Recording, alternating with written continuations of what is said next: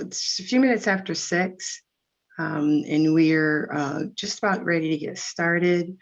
I don't see anybody else joining, so we'll give it a couple minutes.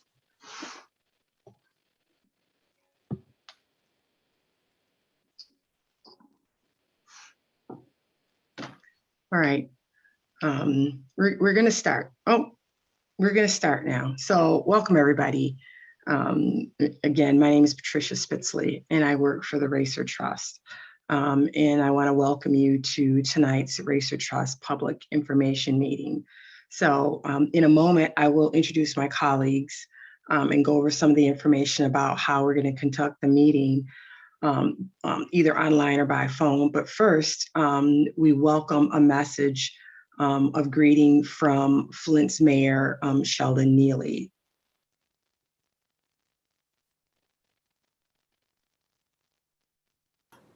Hello, my name is Sheldon Neely, and I serve as mayor of the great city of Flint. Today, I welcome you to take part in this informational exchange. I want to thank the RACER company for providing a level of information for the residents of this community. They have been placed in charge of one of our biggest industrial sites inside the city of Flint, formerly the Buick City industrial site that they have been placed in charge of to clean it up. And so they want to update you, the residents and others that have an interest in seeing how far they have come and where the cleanup has been going. As we push forward with a positive engagement with our partners, I once again want to thank the RACER company. We all understand what it is to have environmental injustice or environmental inequalities in our community. With this company and their assistance, they have been able to remediate a lot of those things along this property site. And so I'm interested to hear where they are and what's going on. So thank you, God bless, and stay engaged. So thank you, Mayor Neely, for that message of welcome. We really appreciate it. As Mayor Neely mentioned, the RACER Trust has been a partner with the City of Flint, Genesee County, and other important partners for many years. And it's those successful partnerships that have enabled the success that the RACER Trust enjoys. We at the Trust, our commitment has always been transparency and openness. We are here to communicate on the ongoing remediation at the Buick City site. And it has been our mission to make sure that we are as transparent as possible, which is one of the reasons why we have these meetings. As you know, the pandemic has fundamentally changed how folks communicate, and the RACER Trust is no different. In the past, we have had in-person meetings, and we welcome those meetings. They've been very successful in getting our message out, but also hearing your questions and concerns about the site and where we're going. And so, as we're looking at this and as we're moving forward, we hope to have in-person meetings soon. But at this point, for the safety of everyone, it was decided that we were going to have another virtual meeting. So tonight, just go through a few mechanics on how we're going to participate. It seems like, everybody's been doing Zoom forever, but just a few quick housekeeping. The first thing is if you are participating via Zoom, you can raise your hand. You are not able to, right now, you don't have the ability to speak or have your video manually released. And so we will be raising hands, and there's a raise hand icon down at the bottom if you are participating via Zoom. If you're calling on the phone, and we do have a couple folks that are calling via cell phone, it is *6 on your phone, and of course the raised hand sign will show. And what I plan on doing is, as we go through, particularly as we reach some critical areas and stopping points along the presentation by Grant and Chris, I will be calling on folks to ask their questions. And at that time, your mic will be unmuted and you'll be able to answer your questions. And so I will be jumping in as needed as to do that, just so we can make sure that we have a very robust discussion and also a very active participation of Q&A. So the event is also recorded, and a link will be available on the RACER Trust website, racertrust.org/Buick City 18 within 24 hours. We're also going live on public television, and I'd like to give a appreciation to Paul Herring, who's helping us to do that and to broadcast it on local radio and local public TV. And so with that, unless I forgot anything, we're gonna start our program. So I first want to introduce, one of our partners. As we say, going through the remediation here of Buick City, we have partners on EPA, we have partners in the city of Flint, and we also have partners on the state level. And so Abby Hendershot is with us, and she's the executive director of the Michigan PFAS Action Response Team, or MPART. Abby, thank you for coming and participating tonight. And would you like to say a few words?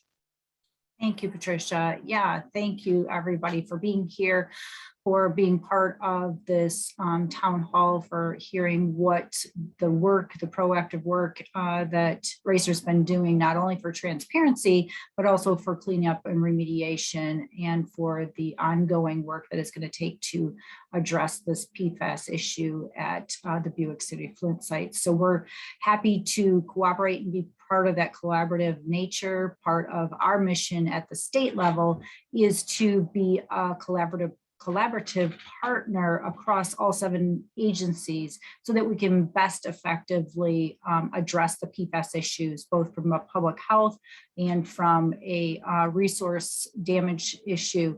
And so this is really an important step in continuing those efforts. There's a lot of work to be done for PFAS across the state, but all of it's got to be done together, because these are some pretty difficult topics. And when it comes to remediation, we're still on the leading edge of what's to come as far as the best solutions for PFAS efforts. So I'm happy to listen tonight, and I'll be around to take questions if there's anything in a general PFAS nature that I can answer. So thanks. Oops, you're muted, Patricia. Yes, I've only been doing Zoom for, 2 years. So so it looks like Mr. Woodson has his hands up. I want to make sure, Mr. Woodson, you're wanting to ask a question of Ms. Hendershot? If not, then we'll ask you to wait until we get further into the presentation. Bill, can you unmute Mr. Woodson to see if he has a question? Yes. Yes. Hello. Good evening. How are you? I'm fine, and everyone. It's good to see you all. I know we were seeing each other a lot before the pandemic, and my question is for Ms. Hendershot. Being that PFAS was coming from Outfall 1 or from off Buick City, now coming from finding out that Lockhart Chemicals, which had until today to come up with a whole lot of different things, which we haven't seen yet. Being that we were on the Flint River from 2014 to 2015, we have been trying to get a cancer cluster study done, just like over in Grand Rapids when 3M had PFAS, Oscoda, and then now we see that Maine is working with CDC to do blood tests for PFAS. How is it, or how can the people or the residents in the city of Flint get that done? Not asking since we off of Flint River, but asking so that we can find out if PFAS came through our treatment plant to our distribution system, not just the treatment plant, but through the system itself. Thank you. Thank you, Mr. Woodson. Abby? Yeah, I feel like I want to make sure that I can give you a really good answer on that. And to do that, I think I will ask your permission to be able to email you back a good answer with that. As far as I know, the information that I have, that PFAS was not detected in the water system at Flint, but I think you're asking a more broad question about a health study that I would like to talk with our partners over at the Department of Health and Human Services and be able to get back to you. So can I do that with your permission?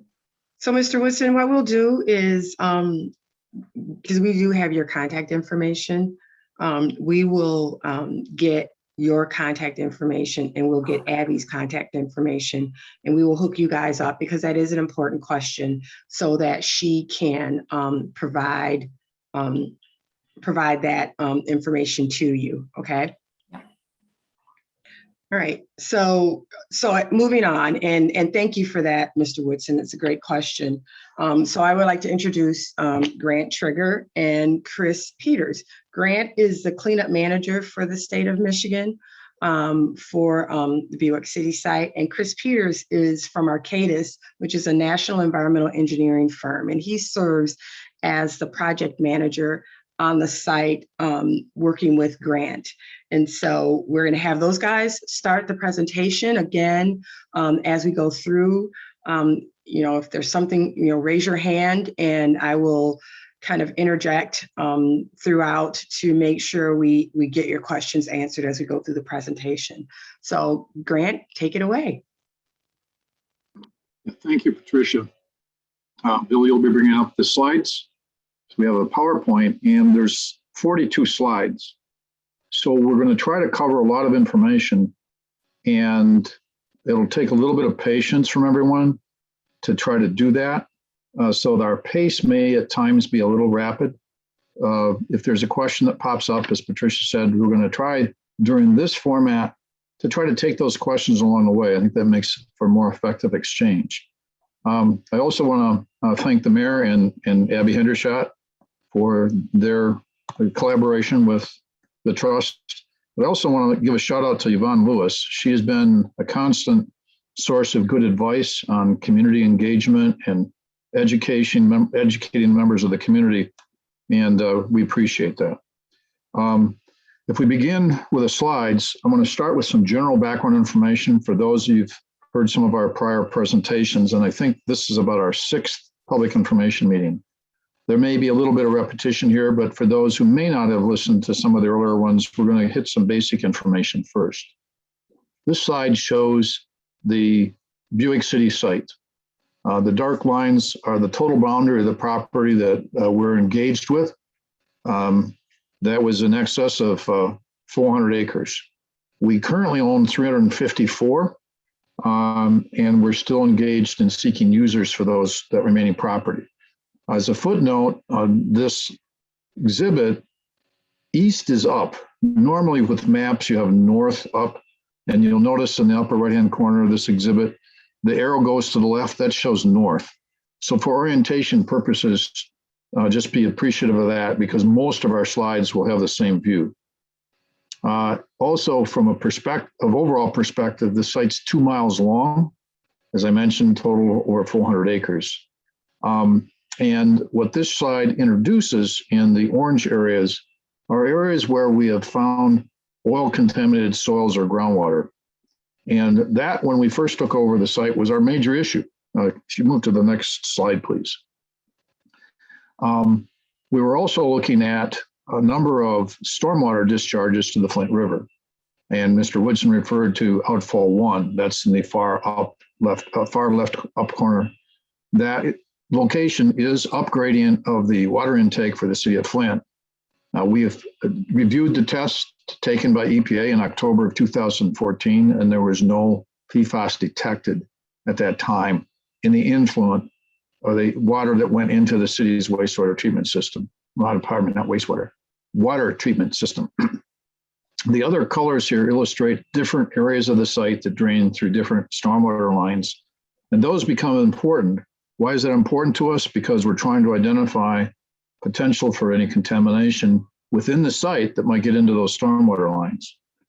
What this exhibit also illustrates, and I'm going to go to another slide in a moment to get into some more detail here, all the areas that you see in gray, those areas there's no longer active stormwater collection from the site. Those stormwater lines have been bulkheaded off.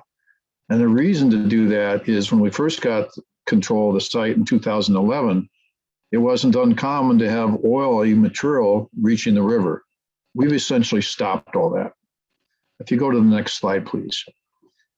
What we did most recently, and again, those of you who've listened to the discussions in the past, this is what we refer to as our Outfall 003 reroute. If you'll notice the green line, and basically in the middle of the picture near the legend, that's where the Outfall 3 discharges to the river. There's also another line that runs more to the middle of the diagram, that's Outfall 2. And we had identified in this light green area a number of areas where there was contaminated oil, the oils in the soils that had contaminated the soils and were in the groundwater, very close to the red line. That red line is the old Outfall 003 that went through the site. It drains a substantial portion of the city, passes through our site, and ends up in the river. What you'll see in blue along Industrial Avenue and near the bottom of this is a new stormwater line we installed. And then in the triangle near Stewart Avenue and the railroad, you see another blue line. That is brand new sealed stormwater line that we installed to transfer stormwater from the city through the site to the river. The light area in green no longer drains into the old storm sewer, which is the red line. That line has been isolated and bulkheaded on site. So that is been essentially completed. We're doing some follow-up testing. And as a result of that, we expect that there will no longer be any oils from that area getting to the river. The presence of PFAS that was discovered on the site in April of 2018 compounded the issues with respect to the storm sewer because we were transferring PFAS from that area that's in green out Outfall 3. That has also been terminated. We're looking at some follow-up testing to confirm some of the sealing in the pipes, but that reroute has been successfully completed. You go to the next slide, please. In the meantime, while we were doing the reroute of 03, we continued to evaluate other potential sources of PFAS on the site. And how this began initially was we looked at historical operations on the site and identified an area where there had been some fire training. We looked at the location of the old wastewater treatment plant. We looked at places where there was metal plating, painting, or even enameling. And those became areas that we targeted. And we're going to get to the most significant one on the site in a few slides. What we've identified here are several areas that we're continuing to evaluate, and we'll get into a little bit more detail as to each one of them.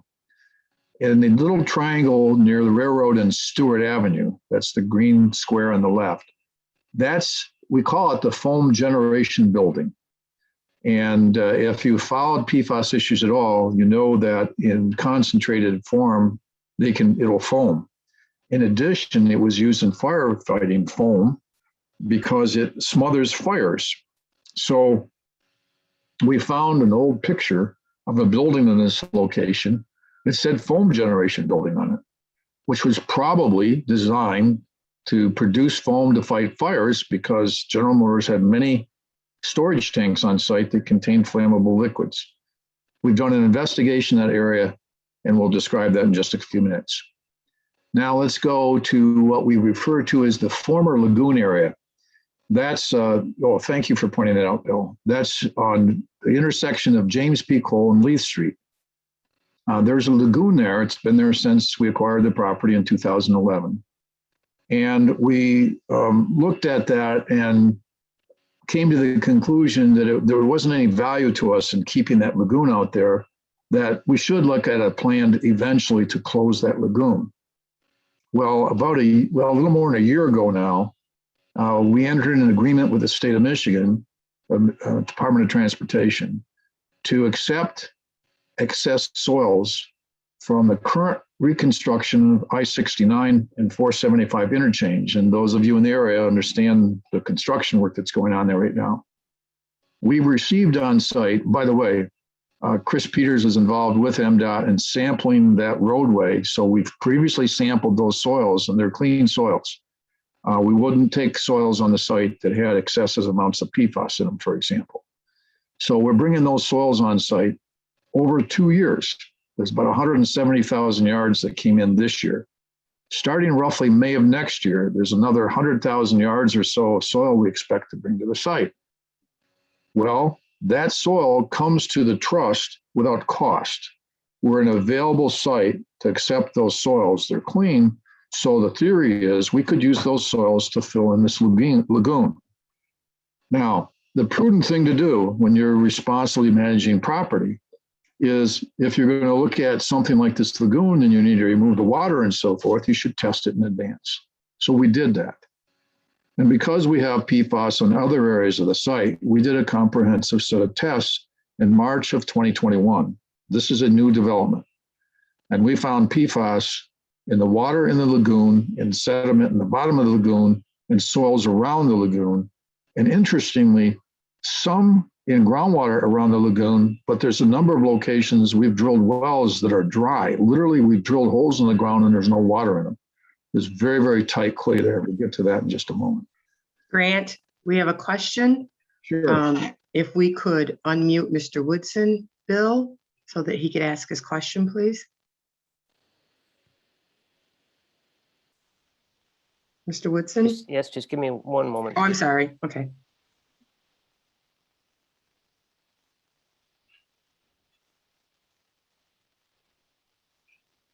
I just need to stop sharing to be able to get to the allow to talk. Ah, I see. Okay, Mr. Woodson. Mr. Woodson?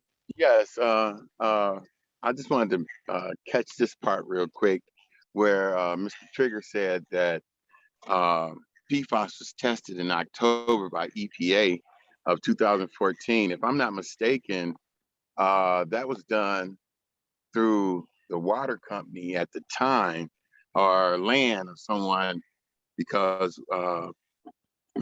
Congressman Kildee and I were looking for the results, and when we found them, those were the only results that we had gotten. And I don't think it was done by EPA. I think it was done by Flint City Water Company or MDQ at the time, and it was in the water plant.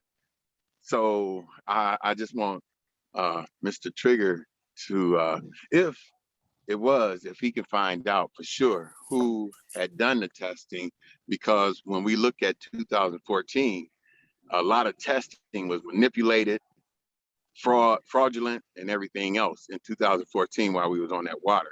So I just wanted to, ask him, could he look and see for sure who it was that did that testing in 2014? Thank you. Thank you, Mr. Woodson. We'll double check that, Arthur. Appreciate the question because we got the information from EPA, but it's possible. I can't confirm exactly who collected the samples, but I know it was reported to EPA because it's a program that they run nationally for certain kinds of chemicals. So I'll double check who actually collected the samples, and we could probably find who actually analyzed them. We'll get that information for you. Thank you, Mr. Woodson. Grant? Thank you. So, Bill, if we can bring the slides back. I appreciate everybody's patience because Zoom is a good tool, but still have to get used to it. So now the next area where I'll just comment briefly about, we refer to it as Building 12 and Building 16 area. And frankly, building numbers probably don't mean anything to anyone. It's just historically how GM functioned on the site. Just that larger rectangle area, we're doing some additional investigation in there. We think the contamination is limited enough and far enough from the river that will determine in the end that it's not problematic where it is. It's not causing a problem. So let's go on to the next slide and we'll describe a little bit more detail. And the other thing I'm going to try to do is be very conscious of the timing here. We really don't want to make this so long that people lose interest. So this is the foam generation area. And what I want to show you here is, first of all, The samples here are soil samples, and we've color coded the areas, and you'll notice this as we go through the other slides. The highest concentration is red. So there's a concentration of material here in the foam generation area that we need to deal with. If you go to the next slide, this is the groundwater conditions there. And you can see in terms of groundwater contamination, it's a smaller red area, which is good news. That tells us there's more in the soils that are in the groundwater. And generally, as we've evaluated this, you see how the colors go to a faint green? The faint green is basically compliance. So we've been able to define this area, and we have determined that it doesn't go very far. We're doing some further analysis. We're going to be submitting reports to the department to review. But we think this area with some PFAS is not a threat to get to the surface water, which is really the main goal here. If you go to the next slide, please. This takes us to what we refer to as the Lagoon Area. This one is a little more problematic because of the amount of contamination we found here. You'll notice in the far left corner, there's a sort of an amoeba style, oblong shaped area. That's stockpiled soils that were left on the site that also contain PFAS. So we have a stockpile of soils of PFAS. We have PFAS in the water in the lagoon. We have PFAS in the sediment. And this is an area we're trying to investigate, evaluate over the next 6 to 9 months with the goal of coming up with a solution for this area in which we could take advantage of the soils from I-69. If you go to the next slide, please. This shows further sampling that extends somewhat beyond the area of the lagoon. And we're going to continue to do this evaluation. The yellow areas in the lagoon themselves, that's sediment samples. So we know there's some PFAS in the sediment. We literally have a drilling rig out there today doing some samples, and we're hopefully next week. It's very difficult sometimes to get these samples collected because the availability of these drilling rigs could be a challenge. And Chris can speak with frustration to that as I can as well. We expect to have more drilling done next week, with the hope that we'll have a plan in place in the next 6 to 9 months. So by the time we have our next public information meeting, we'll be able to tell you a bit more about this area and our hope that we've got a plan and a solution for it. Next slide, please. Grant, and Yeah. Grant, let's go back to the previous slide because I think Mr. Woodson has a question. Okay. Mr. Woodson, do you have a question on that slide? No, I'm sorry. I accidentally hit it. I'm sorry. All right, that's all right. I just didn't want to miss you. I'm sorry, Grant. Please continue. That's all right. Arthur gets one free one. Yeah, all right. Thank you. So coming back to the slides, we have another area here. We call it the building 12 and 16 area. And you move to the next slide. This slide, it's a little harder to read this, but if you'll notice here, there's nothing in red. There's a couple areas in yellow on the right-hand side of that picture that we're going to look at more closely. But by and large, the investigation here hasn't identified contamination that we think is going to be problematic for the site. This area is in the neighborhood of, I can double check my notes here. This is about 1,000 feet, excuse me, maybe 1,500. It's about 1,200 feet from the river. So when we're looking at this contamination, we're evaluating how it will move and what it would look like at the river.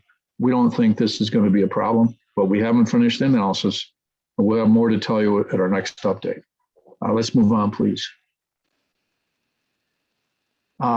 These are additional samples of soil, and you can see here again, there's only one area of yellow, so there's not a lot of issues here that we're concerned about. So next one. This is where we're going to spend a little bit of time, and we have a lot of slides to go through, so we're going to try to go through a number of these quickly. One of the things that we did, as I mentioned earlier on, because we wanted to try to determine if there were places on the site we should be looking for PFAS. This was one of them. Next slide, please. So in 2018, we collected samples in several locations. This would have been in fall of 2018 because we found the first PFAS hits near where we described the foam generation building. So we found some down here. Now, a typical investigation, and sometimes you can wonder, well, why does this take so long? Because it takes one sample leads us to another sample, leads us to a further evaluation. So I'm going to go through a number of slides here relatively quickly. And one of the things I want to try to share as we do this is that I'm going to illustrate for you how our understanding of this area grew as we collected 350 groundwater samples. And we're going to show also soils and show you how our understanding of the area expanded and grew when we collected 900 soil samples. We have done a lot of work here. And the reason for that and why it's important to us is we can't determine what to do with the problem until we understand the problem. And we have spent a great deal of time trying to understand this area. And in some respects, the bad news, it's a significant issue. But the good news, as you see these samples evolve, we think we now know how big it is. So if you'll go forward, Bill, these are samples that were then collected. That was 2019. So we started collecting samples. We see some more in yellow. Well, we're not done yet. So we collected more samples moving into 2020. So these are samples in January and June of 2020. You can see how the area starts to grow. Next slide. Here's July and August of 2020. Oops, we've got the red dots showing up. This was highly contaminated groundwater. That groundwater has PFAS in excess of 100,000 parts per trillion. Well, we're not done yet because how far do the red dots go? So we sampled again. Next slide. So September and October of 2020, we did additional work. And you can see while the red dots are still there, as you expand away from the red dots, you're starting to see some light blue ones. That's good. What we're really looking for is either white dots or light green. This is where we ended our discussion a year ago when we did our update in October. We continued to do work. At this point, we had collected in the neighborhood of 200 samples. So go to the next one, please. So now we sample in December and January of 2021. Next slide, please. We sample again in February and April of 2021. Next slide, please. We end up in May and June of 2021. And now what I want to say is you see how the number of dots have grown, but the red and yellow haven't really grown. And now you're seeing those light green dots. Those light green dots meet criteria. That's a very low level of PFAS in the groundwater. So now we can start to focus on the size and nature of what we found in the groundwater in the area. Now let's go to the next slide. We did the same thing with soils. We started sampling soils. Next slide. That was 2019. Now we're sampling in January and June of 2020. Again, we've got it in the groundwater. We also have it in soils. Next slide, please. That's July and August of 2020. Next slide, please. Now we're in September and October of 2020. We have now collected in the neighborhood of 500 soil samples. And this is what we see in terms of being able to define the problem. Not yet done. This is what we had in October last year. The other thing I need to say, and we're going to see that in just a minute, when we collect samples, and I was trying to think of a way to illustrate this. You imagine what a birthday cake looks like. You look at the top of the cake, you see the candles. Then you take a slice of the birthday cake and you see the layers of the cake and the icing in between the layers. That's what we're going to show you in just a minute. We did cross sections in this area to try to illustrate not only what could you see from looking at this from the top down, but how deep does it go and how can you illustrate that? So now we continue to sample, go into 2021. We do more samples, more soil samples. That's January, continue again. April of 2021. Continue again, June in 2021. And notice in the far left lower corner here, there's one red dot.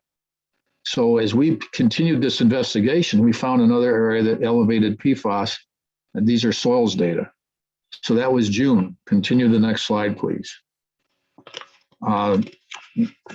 Now we're looking at, if you take all that information, as I mentioned, and try to think of a cake for just a moment, this is what the top of the cake looks like. Next slide, please. We got groundwater on the left, soil on the right. This is a cross section. This is a slice of the cake. What do the layers look like? What does it look like? This is east to west. So if you're driving on Hamilton Avenue and you look onto the property, this is what you would see if you had a slice of cake on what it looks like below ground. And you can see where the red areas are in groundwater, at the top slide, and then in soils. So we have more soil contaminated, more area contaminated with PFAS in soils than we do in groundwater, but we have a similar distribution. That is, where you see it in soils, it's roughly in the same place in groundwater. And I think Chris was starting to roll into the slides that I was suggesting that you could start discussing. So I apologize if I took one of your slides. No, that's okay. This is a good time, just instead of having one person talk the whole time, let's have Chris go through this a little bit, because Chris and his team have really been carrying the heavy load here. When I say there's 900 soil samples and there's 380 groundwater samples, that's a lot of information to try to evaluate. And this is a couple of tools that we put together to try to do that. So go ahead, Chris.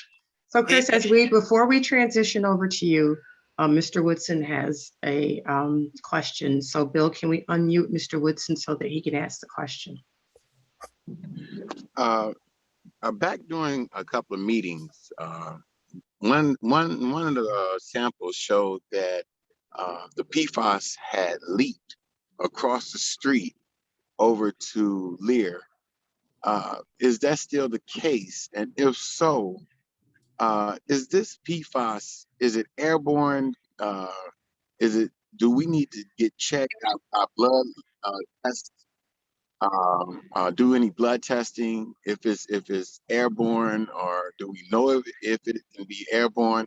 And do you or anyone, EPA, Eagle, or anyone have anything in place so that if they are drinking water in like New Path, Shiloh, Lear, do they test the samples at these places? Thank you. Thank you. Great question, Arthur. I'm glad you brought that up, because that's a key point of all the work we're doing on the site. One of the first things that we did, both with Arcadis and then with the Genesee County Health Department, as well as Eagle, is we've done about 3 different surveys of potential drinking water wells in the area. And there are no drinking water wells, no drinking water supplies are affected by any of the PFAS from this site. That's a key issue. And we're aware of the sensitivity associated with that. There's nothing about this PFAS that's airborne. This is all in soils and groundwater. And so our focus is controlling any movement of the soils and groundwater that could spread it to the river, for example, like getting into the storm sewers. So there's no effect on any of the drinking water supplies from this. And as to Lear, the data that we collect from their property, which we have an easement agreement that allows us to do that because we sold that property to them, we share that data with Lear, and they don't drink any of the water, the groundwater. Nobody in the area drinks any of the groundwater. So that's what prevents the direct drinking issue for the site. So thank you for the question. I'm glad you asked it. Thank you, Grant. So do we want to move on back to Chris? Chris? Please do. Yeah, and Bill, can you back up a couple of slides? That one right there. Oh, nope, next one right there. So yeah, just following up on what Grant said, this is kind of a compilation. This is actually a still shot. As you can see, it's a 3D model. We have some fancy graphics that you can actually look at this in 3D. So we're looking down from the top, showing the 3D model. So this kind of shows you the distribution throughout the whole not just horizontally, but vertically. So the first cross section, as Grant said, you can go to the next one. But actually, back up. I'm sorry. Back up one more time. And maybe to answer Mr. Woodson's question, yeah, there is. You can see there are impacts at Lear across the street, but the concentrations, as you can see, and we saw this at the other, like at the foam generation area, it goes from red to blue to green relatively quickly. So that's a good thing. So we're seeing rapid changes in concentration as we move away, as groundwater flows to the south there, which is to the right, and it also flows toward the river. You can see where the Hamilton Avenue Bridge crosses. So you can move to the next one then. So this is, again, as Grant said, this is looking north. You're standing on Hamilton basically, and you can see the distribution. It's at the surface, but it's also at depth as well. The next slide is a north-south one. So we're actually looking from the west, looking at it. North would be to the left, as you can see. And you can, again, kind of see, this is, again, 2 dimensions. It looks a lot cooler in 3 dimensions.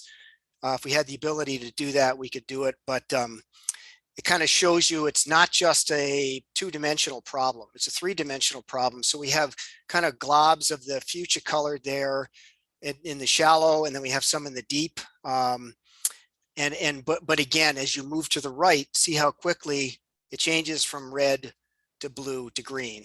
Hamilton Street would be kind of right where the blue and the green meet. Hamilton Avenue would be. So anyway, you can move to the next slide. Now what I'm going to show you is a cross section, is kind of what we call a conceptual cross section. This is based on a compilation of all the data that we've gotten. So again, this isn't about the same location as I just showed you, that cross section from the 3D model. And this actually shows where you see the locations of the sanitary sewer and the storm sewer. The green is the sanitary sewer. The purple there is Outfall 11 storm sewer. And at the top of the screen, you see the Outfall 10 storm sewer. So you can go to the next slide. So this is kind of a generalized cross section. This isn't to scale or anything, but groundwater is following the arrows from left to right. And it also shows you the relative, elevations of Outfall 10 sewer, which is quite deep. That's a much older sewer than the other ones. And then you see the sanitary sewer in green and Outfall 11 in the purple. Once again, you see red on the left. And then as you get across toward Lear Corporation, in many cases, the concentrations go down to green, or in this case, as shown there, to white, which is below the criteria. I do want to bring to your attention the elevations of the sewers. You can see that they're below the water table. The blue is the water table. There's a kind of again, sort of a conceptualized version of the water table. And water does leak into the storm sewers and leak into the sanitary sewers in a variety of ways, sometimes in the groundwater and sometimes from uncapped laterals. And this is what we've been trying to deal with for the last couple of years, is trying to seal off those sewers to keep them from discharging to the river, because they are basically short-circuiting the system and going to the river directly. So that's been our main focus. In addition to the work that we've done in the groundwater, we're working on closing out those sewers. I think you can go to the next one. So one of the questions that was asked, or that we asked ourselves, is, we were, as I showed you before, on the left-hand side is the site, and then there's Hamilton Avenue, there's Lear on the right. Why are the concentrations going down so significantly as we move across the street? Some of it had to do with the sewers, but not all of it. And so we thought, well, maybe there's a pathway that we're not evaluating, and that is, could it be going down the street? Groundwater migration has been known to go down backfills in the sewers. So I don't know if any of you were around or recognized it at the time, but we actually, those purple dots we actually went out in the street, closed down the street, and installed wells in the street. And I think the next slide has some pictures of that. So this is at Hamilton. This is on Hamilton. You can see the building 4 area to the right. That's the site to the right, and Lear would be on the other side of the street. So we actually drilled through the pavement, and we put in some cases, a couple of wells in different depths, trying to monitor the groundwater and see whether or not it was actually moving down the street as another potential pathway. So I think you can go to the next one. Yeah. One of the other things we did that we looked at was, and this is in service of trying to determine what the appropriate remedial actions would be. We've considered barrier walls, and I don't need to get into the technicalities of it. We've considered in situ or in place treatment of the soil and groundwater. So one of the things that we wanted to do was learn something more about the subsurface conditions. Obviously, we have lots of borings out there, but borings don't always tell the story. So we decided to do some test pits out there. What you see here, the green are the locations of where we dug test pits. We were looking for obstructions in the subsurface. One of the challenges we have here is, particularly in this location, is that this is the oldest part of the site, and there are generations of buildings on top of one another. So it's not uncommon to find a couple of different slabs at different depths here. So we wanted to see where these buildings were, how they matched up with the information that we got from the borings, and how they matched up with the historical information. So we ended up doing a series of test pits over a 2-day period. And I think you can go to the next slide. This is an example of what we found out there. We obviously have many more pictures than this, but this is an example of, as you can see, if the slide to the left, or the picture to the left, there's a kind of a structure at that second pile there, which turned out to be an old utility trench, something that we really didn't know about before we did this. So that's the kind of information that's really valuable. And right to the right of that feature, you can kind of see that what looks like the top of a kind of a flat structure. We think that might be a wall. We're not certain. Right to the right, go to the right a little bit. Down a little, right there, that feature right there, that could be a wall. We're not certain about that, but again, that's one of the reasons why we did this, because we wanted to find out what the subsurface looked like. And the other thing that you'll notice is that the soil there to the left is quite dark. We encountered a lot of foundry sand in here, which was very common back in the day. A lot of these buildings were built on top of foundry sand. So that's something that's kind of ubiquitous across the entire site. You also see on the slide to the right, you could see it in the one to the left as well, but particularly on the right, that's on the edge of a building, and you can actually see in front of the excavator, there's a wall there, and you could see water. So groundwater is relatively shallow. When we dug down, water came into the hole anywhere from 3 to maybe 6 or 7 feet. And that was fairly common. So that's also an issue that we'd have to deal with, is we have shallow groundwater here. Let me interject something. Yeah, go ahead. Going back to a point about, why are we doing these things? We need to understand this area so we can define some kind of remedies that may work. There's methods, for example, where you can put stabilizing materials in the soil and solidify the contamination, but that requires that you mix it into the soil. When you have low-grade obstructions like this, that makes that method a challenge. When we drill boring logs out here, we frequently can't finish the boring logs because they encounter a low-grade obstruction. So as we're trying to figure out, okay, we know from that illustration you saw, those cross sections, where the contamination is, but think about it this way: how do you get to it? You can't just dig it all out, for example, because you got all these foundations, floors, and slabs. So these investigations are designed to help us better understand the area so we can figure out a strategy to deal with this. So this isn't just digging holes in the ground, it's an exploration to try to better inform us how can we go about dealing with this material. And the shallow groundwater, what we haven't commented on is most of the contamination in the soils is below the groundwater table. So you're talking about trying to manage wet soils if you had to try to remove them, manage them, or solidify them in place. All the challenges that we need to understand the site conditions better about to be able to figure out what to do with them.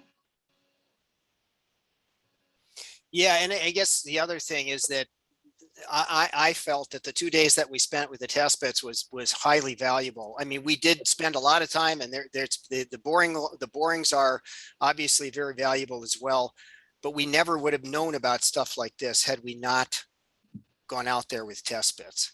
Like we wouldn't have known about that vault over there. So I think it was invaluable in terms of getting sort of a handle on what we're faced with if we go out there and have to remediate this material in place, or even just not even in place. If we have to dig it out, there's a lot of challenges because of all the obstructions. And as I said, this being the oldest part of the site, that problem is kind of compounded.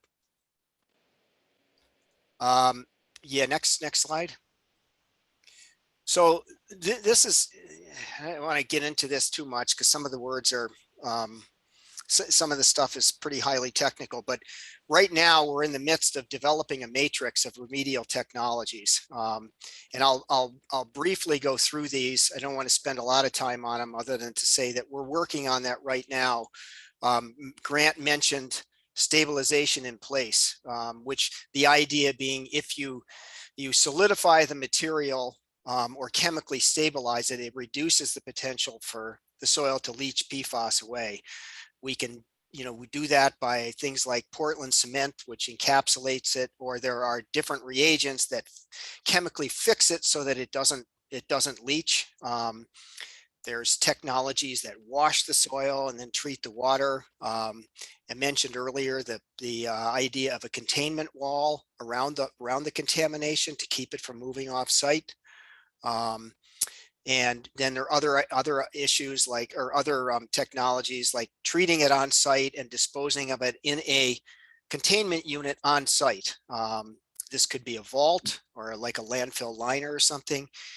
These are all in the conceptual stage. We haven't determined anything yet. And then finally, offsite disposal, which obviously for PFAS, that's really expensive. And then there's a variety of water treatment, which some of you may have heard of. Granular activated carbon works for PFAS. There's different types of anion exchange resins, different absorptive medias, some more cutting edge technologies like fractionation and things like reverse osmosis, which you may have heard of also. These are filtration technologies. All of these things work. We know that. We have studies to prove that. It's just a question of cost and overall effectiveness. So these are all things that are in the works right now. Yeah, thanks, Chris. One other thing I would note, Chris and I will be going through in more detail on these different technologies at the MPART PFAS Summit on December 7th. So those of you who are interested in getting into more of the details on the technology side of this and how we might come up crafting a strategy for the final remedy for this area of the site, that'll be the focus of our presentation on December 7th. So we invite you to follow the references online to the MPART Summit, PFAS Summit in December. Let me try to wrap up a few points here. Before you wrap up, Grant, Mr. Woodson has another question. So let's get him to ask a question before we do wrap up. Mr. Woodson. Yes, real quick. It's two parts, right? The first question is where we heard in one of the slides that PFAS can go and penetrate through the storm sewers. Now, if Lear or Shiloh or New Path, if it's on that property, could it penetrate or go leach into the service lines or the drinking water the line that's going into the building. And by touching that PFAS, if it leaks into that, could that happen? And also, being that Lockhart had 24 parts per trillion found, and Outfall 1 do run across the city, my question would be, how could you clean because it's up from you all, and it was manhole 1 and manhole 7. How can you continuously clean if they have 24 parts per trillion coming from their place, and then when it gets down to yours clean, and then they didn't contaminate it all over again? Thank you. So the first question, Grant, just in case for folks who are listening, is the first question he asked was, can the PFAS on site somehow penetrate the Lear's drinking water system through, we've already said that there is no drinking water connected to groundwater. So I think his question was, can it go through, somehow penetrate into the drinking water pipes into Lear? That's the first question, if I'm not mistaken. Yeah, well, let's contrast what we were talking about. Is we have groundwater that leaks into open storm and sanitary sewers that are old. They are not sealed, cracks in them, no structures and things like that. So basically you have leaky structures and leaky pipes where groundwater leaks into them. And if you go back and remember the slide Chris showed, we're looking at storm and sanitary sewer lines that are below the groundwater level. So they leak into those lines. When you come to a water line, those water lines are built by the municipality. They are sealed water lines and they are under pressure. So when you've got a water line, if there's a leak, the leak is the water leaking out of the water line. You don't get water contamination leaking into water supply lines. So because of that, I wouldn't ever expect a water supply line to have contamination leak into it because the pressure doesn't work. This is groundwater that trickles into the old storm sewers, doesn't go into water supply lines that are under pressure. And Grant, just to be clear, there is no evidence that there are leaks in the water system, drinking water system that right. We're just talking hypothetically, I think. That's correct. Okay, and then the second one, Grant, just to remind you, is I think it's talking about PFAS. I guess I don't remember PFAS. How PFAS is at one part of the city, goes to our site that we're cleaning up, and how do we prevent continued contamination of our site from outside sources, basically. The limited knowledge we have of Lockhart is that they have some PFAS contamination getting into the storm sewer, just like we do. We're managing our contribution to the stormwater line.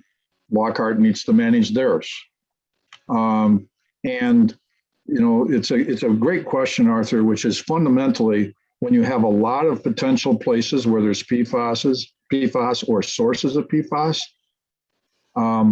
how do you avoid somebody else's PFAS contaminating an area you've cleaned up?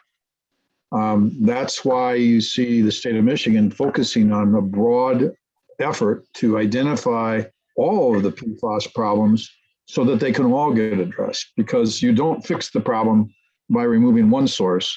You've got to deal with all of the sources. And in the end, we're still waiting for a final resolution of how much PFAS do we really have, and what we really focus on is preventing it in drinking water. That is the first threshold challenge. And for us at Buick City, we have no source of drinking water within the area of the site that be affected by the PFAS in the groundwater. Other places where that's the case, you got to stop the re-exposure in the drinking water. And that's what the state's focused on. And we have encountered that in a site. And the first thing we did was stop the drinking water exposure in one home. That's the first thing you have to do. We don't have that here. Okay, so I'm just kind of giving I'm the timekeeper as well to let everybody know it's 7 o'clock. So please continue, Grant. Thank you. Yeah. If you'll take us back to the slides here, Bill. This is really a footnote to Chris's comments about the amount of evaluation that we've done in this area near Hamilton Avenue. This is another view that shows the Outfall 11 storm sewer. The sanitary sewer is in green, and then in blue is the Outfall 10 storm sewer. We have blocked off lateral connections to 10. We have discussed with the city the potential of literally blocking off the entire sanitary sewer because no one else uses it. And if we do that, that prevents the PFAS getting to the city wastewater treatment plant. So we're working very closely with the city on that option. With respect to 11, we're doing the same thing. We've stopped connections to it. And what you see here, the little yellow rectangles, the green rectangles, those are areas where we've put plugs in the sewer, either in the sewer directly or in laterals coming into the sewer to prevent contact, to transfer into the sewers. That's our goal, to prevent PFAS getting into 11 or 10, as well as preventing it from getting into the city wastewater treatment plant. Go to the next slide, please. There's one other thing that I wanted to mention simply because it's a little bit unique. This is a portion of the closed Leith Street that's on the site, goes underneath the railroad. And behind the footings and foundations for the railroad bridge, there are some French drains, places where groundwater is collected and drained into the storm sewer. That's a source of PFAS getting into Outfall 5. We are evaluating with the Eagle and with the Lake States Railroad a proposal to close Leith Street and fill it up with soil, which would allow us to plug the drains at the footing of the bridge and prevent that PFAS from getting into Outfall 5. If you go to the next slide. This is a rough conceptual drawing of that area where you can see, well, we would stop those connections in the footing drains, plug them off, fill in the street, that's the light tan color there, and then install another line to take the stormwater that would be running off the street west of the railroad bridge, because this is looking to the north now, and carry that stormwater out to the river without having it get contaminated with groundwater. That's a proposal that we expect to have to the department sometime in the next couple of months, because just like the Lagoon area, we could utilize soils from I-69 next summer to fill in Leith Street. This would take about 40,000 yards of soil. Because that soil comes to the site at no cost to the trust, is a very economical way to solve an environmental problem. So because it's somewhat unique, I wanted to mention that, and as we go forward, hopefully in the next 6 months, to deal with that. Next slide.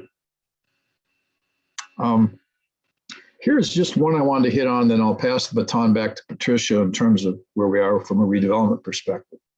As I mentioned earlier, we've completed the 003 reroute, and we expect that has significantly reduced PFAS discharges. And we're still doing some follow-up testing to confirm that the pipes are properly installed. We also, as I mentioned, are accepting the soil from I-69 project, which becomes valuable not only for environmental remedies that we've discussed, but it also enhances redevelopment when that soil can be used by a new developer to build a building pad, for example. And if you've been by the site recently, we have also leased substantial portions of the property for parking trucks from the truck plant. Because of the chip shortage, there are tens of thousands of vehicles GM's manufactured, but they can't sell yet because of the chip problem. That activity is going on at the site right now. And a secondary benefit that provides, again, if you've been by the site, when we lease these properties, license them, is a technical term, for parking vehicles, the company that manages the parking clears the site. They remove shrubs, they clean brush, they put up new fences and things like that. All of that, it really enhances the appearance of the property. And we believe also enhances the ability for redevelopment of the site. So with that, Patricia, I'll pass it back to you, and you can comment on where we are in redevelopment.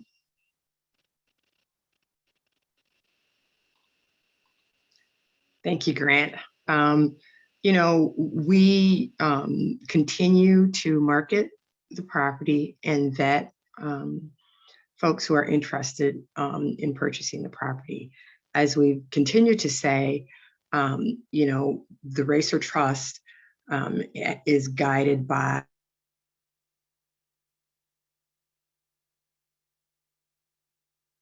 our property. The one in particular, of course, is purchase price, making sure that the entity does not contribute to the environmental issues of the site or prevent us from continuing our environmental responsibilities. One of the unique things about the trust is that even though we sell a piece of property, we are still responsible for our environmental legacy issues at the site. And so that's why you will see Grant at the site for years to come as we work with Lear, American Spiral Well, or anyone else who comes in to invest in the city of Flint to make sure that we continuously keep our environmental responsibilities and make sure that any end user does not exacerbate issues at the site. But we are also, one of the criteria is the needs and wishes of the community. And we've worked very closely with the city of Flint and again, and with Calfani Stevens and with the Genesee Flint Regional Chamber. And again, thank the mayor for his comments at the beginning of the meeting to make sure that whatever goes on the site is of benefit to the community, is an economic development win for the community, pays taxes to the community. And we also look at the reputation of the proposed buyer to make sure that what they propose to do, that they actually can do it. And so, you know, our trustee and our redevelopment manager, Bruce RACER, we always say we have one shot.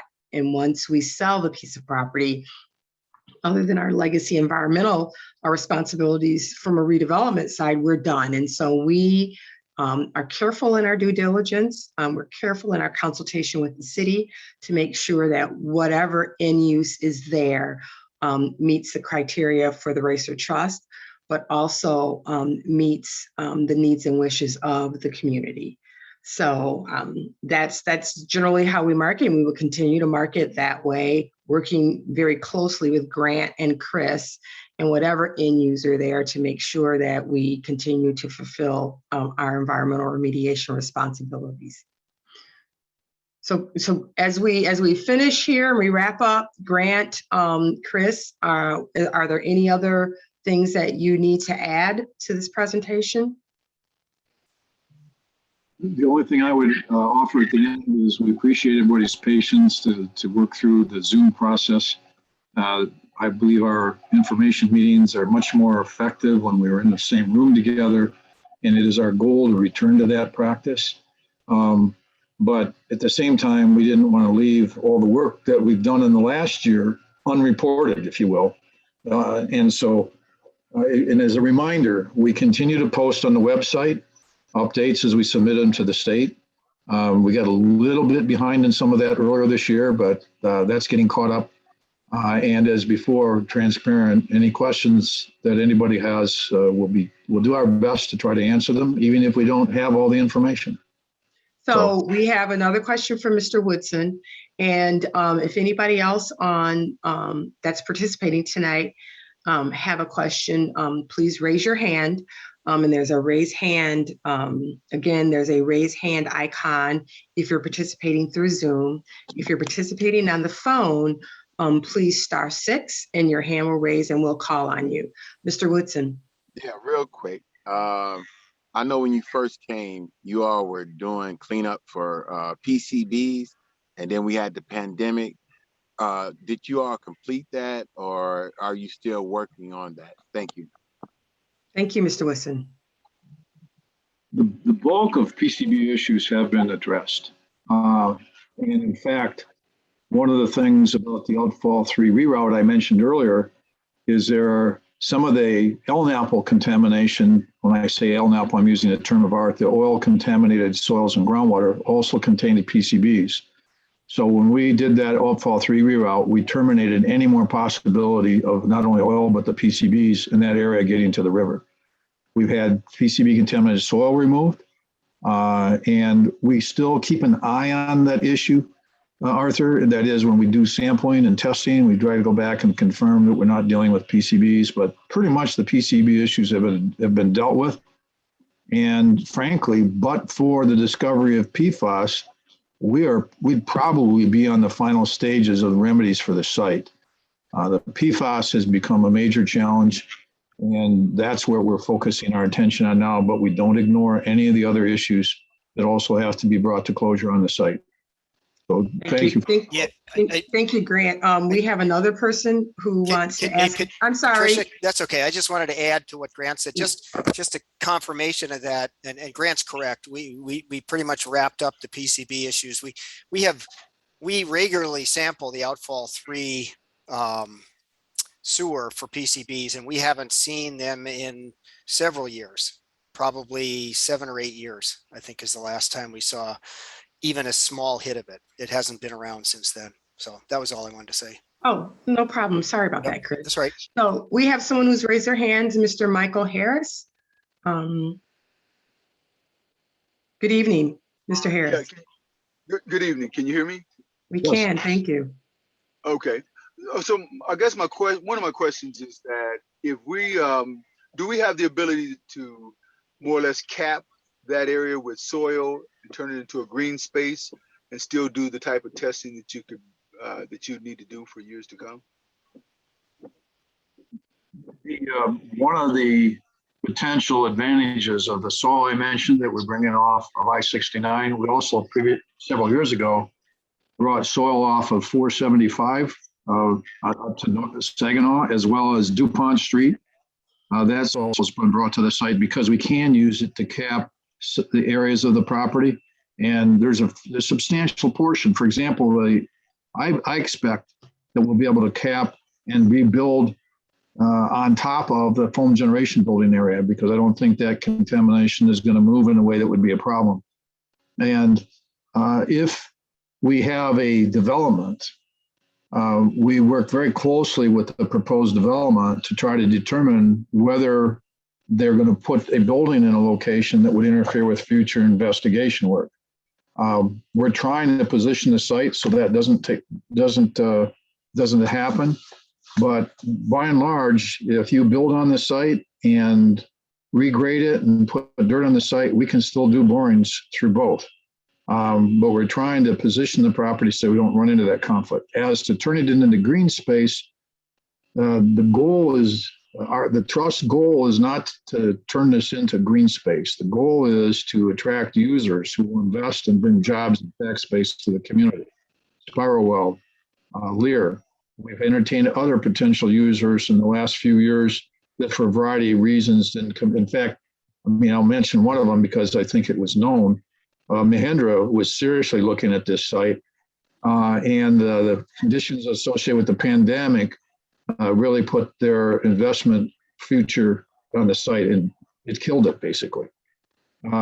So we continue to look for opportunities like that because our goal is sell it to users who bring tax investment and tax revenue investment and new jobs to the community. When Lear built their facility, they put it up very quickly. My understanding is there were 1,000 people showed up for a job fair. So we know there's a need for jobs in the community, and that's our primary focus. Find users who will bring jobs. Thank you, Grant. We have another question from Sarah Sheetler. Sarah, if I mispronounced your name, I do apologize. That's okay. Everyone does. Thank you. I just was wondering, I've listened to these meetings over the past couple of years.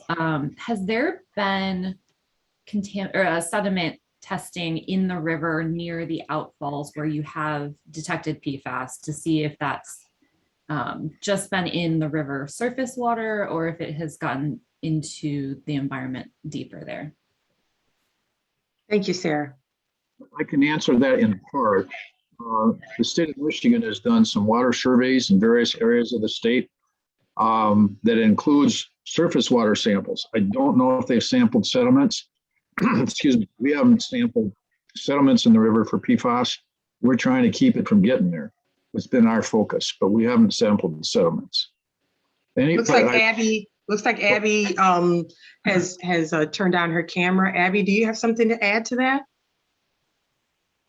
I can't speak specifically about the testing in the Flint River, but on a more broad basis, we are doing a lot of surface water sampling. There is, as sites are beginning to step up and do what RACER is doing and do advanced investigations, a lot of sediments are being sampled.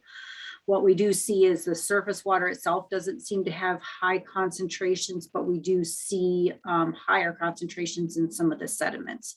And then obviously the fish are yet a different concentration. So it's really important to look at the big picture and to look at all of it holistically to understand the complexities of PFAS. But as Grant says, you know, the primary emphasis for all of these different types of sites are to keep it from getting to our surface waters, keep it from getting into the environment, and stop it at the source and then treat the source.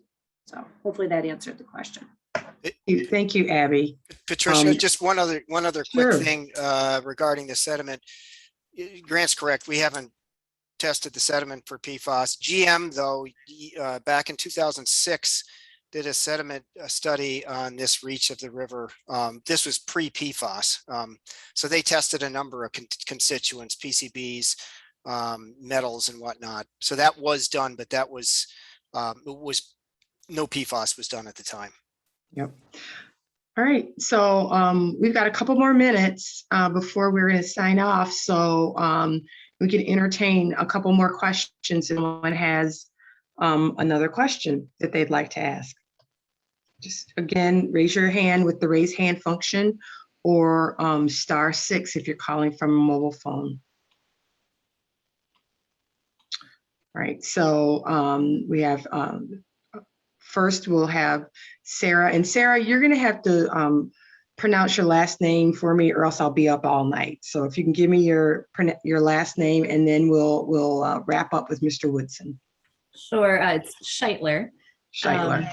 And just a quick follow-up, does RACER have any responsibility for contamination in sediments off-site that came from the site? I mean, fundamentally, if it was proven it came from the site, we'd have responsibility for it. Okay. Mr. Woodson. Yeah, I have two things. It was tested, the river was tested, and we had 17,000 parts per trillion coming from Lapeer. You had so much coming from Richfield Landfill, Bray Road, and Outfall 1. By the time it made it to Port Huron, it was 28,000 parts per trillion. My question to Mr. Trigger, you all have some property that starts with a W, Wingate or something like that. Windy 8. Yeah, and it's still contaminated. So outside of Buick City, are you all doing anything for that property? You and I had spoke about that, but COVID pandemic hit, and I would like to know what will be done about that property also. Thank you.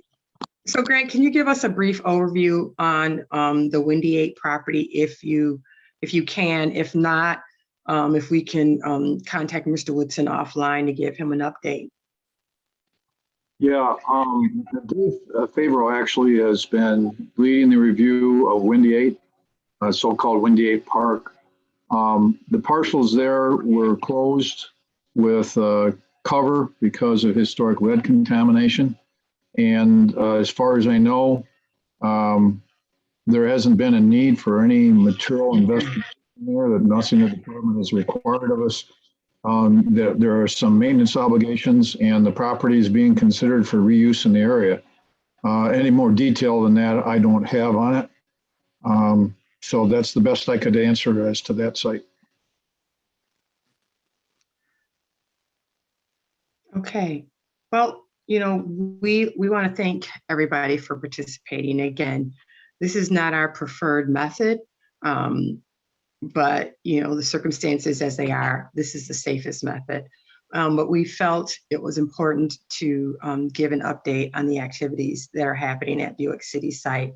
And as you know, we strive to be transparent in our dealings with the community. And so I'd like to again thank the mayor for his words of encouragement at the beginning of the meeting. I'd like to thank Abby Hendershot for also participating. We'd also like to thank, Paul Herring for helping us navigate through radio and through public television. As we continue to move forward, we have our RACER Trust website, racertrust.org/Buick City 18, that we populate on a regular basis, information as it becomes available. We did have one question in the Q&A, and that question was, when will the slides from this presentation be available? And it is my understanding that this video, as well as the slides, will be available within 24 hours. And so I'm anticipating they're available on Friday, at the latest on Monday. If they're not, please reach out to us. And so the recording of this and the slides will be on our website. And if, again, we'd like to thank everybody for participating. And if there are no other issues, Grant, Chris, do you have any other comments that you'd like to make? The only thing I offer, I mentioned this on Yvonne Lewis's program on Monday.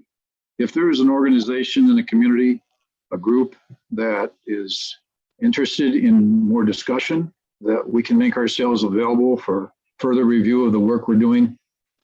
It's consistent with our transparency that anybody who wants to know more will do the best we can to share what we have.